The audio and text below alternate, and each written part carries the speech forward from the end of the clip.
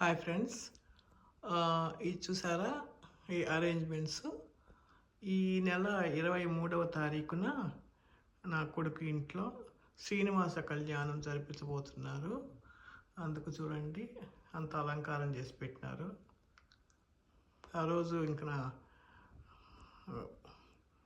దేవుని పెడితే మళ్ళీ సరిగ్గా కనిపించదని చెప్పేసి ఈరోజు మీకు తీసి పెడుతున్నాను. ఇండియాలో చేసినట్టే చేస్తారేమో అనేసి నాకు ఒక ఉత్సాహంగా ఉంది. చూడాలి ఎలా చేస్తారో ఈ అమెరికాలో. అదిగోండి, బాగుంది కదా అలంకారం.